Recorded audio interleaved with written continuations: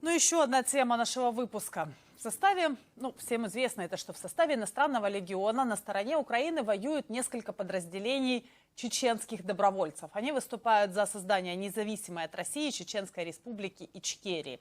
И вот среди этих людей был и человек по имени Хусейн Джамбетов с ярким позывным «Бандера», командир взвода. Воевал, например, в Бахмуте, в Лисичанске, часто давал интервью украинским журналистам, не только украинским, и западным, о том, как ненавидит режим Путина, как хочет свободную Ичкерию. И вдруг Джамбетов возвращается в Грозный, присягает на верность Кадырову, утверждает, что убивал украинцев. С сегодняшнего дня я буду с отцом нашего народа. Я принял решение. Я буду его братом, другом, солдатом. Я сделаю все, чтобы облегчить ему этот путь. Это Хусейн Джамбетов. Вернулся в Чечню спустя 20 лет. Отец чеченского народа, по его словам, это Рамзан Кадыров. В первую очередь, я ваш брат. Даже несмотря на то, что я прожил за пределами республики 20 лет. Причина, по которой я вернулся домой, это семья.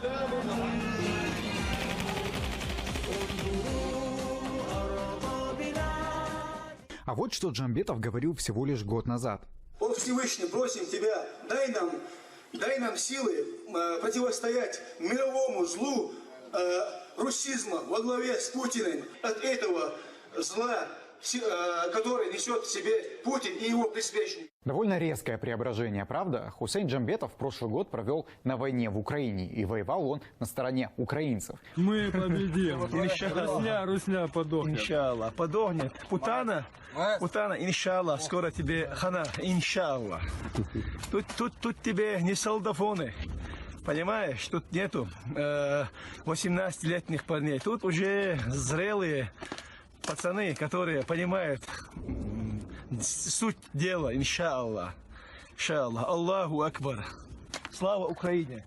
Тут нужно знать предысторию. В России было целых 2 чеченских войны. Сепаратисты хотели отделиться от России и создать отдельное государство Ичкерия. Джамбетов говорит, что воевал на их стороне. Но в конфликте победили вооруженные силы России, сторону которых принял Ахмат Кадыров и его сын Рамзан, нынешний глава Чеченской Республики, который не раз присягал на верность Путину.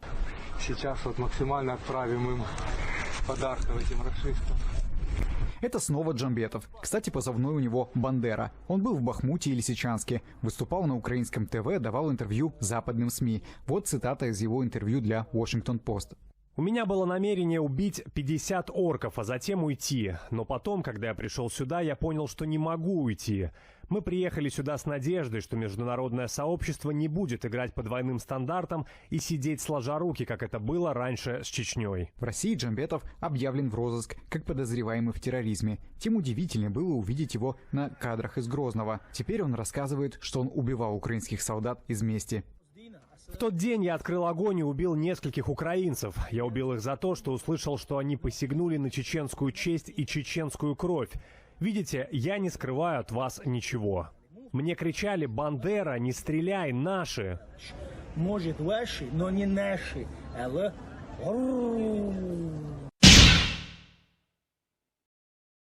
Может, ваши, но не наши. Алло?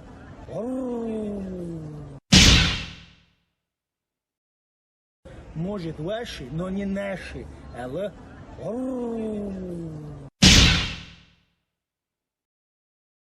Теперь он призывает своих земляков в составе ВСУ переходить на сторону России.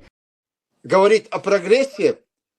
За 4 этих форума, на 5-м форуме участвовала Ингушетия, которая заявила о своем суверенитете и о желании стать свободной. А это за 300 лет существования этого этноса, ингушского народа, это впервые это произошло, потому что они не представляли себя и свое будущее без России и без Российской империи. Я один из тех, который распевал в школах: «Ленин жив, Ленин жив, Ленин будет жить». Джахар Дудаев, офицер, величайший сын чеченского народа. У нас еще последний сопротивленец находился в горах Хасуха Магаладов. Он, Джахар Дудаев, не к нему в горы пошел, он пошел в академию, закончил эту академию. И сегодня я даже на тех чеченцев, которые многие называют кадыровцами, это чеченцы. И я вас уверяю, в один день придет день и придет время, именно с ними мы будем и восстанавливать наше государство, и укреплять его.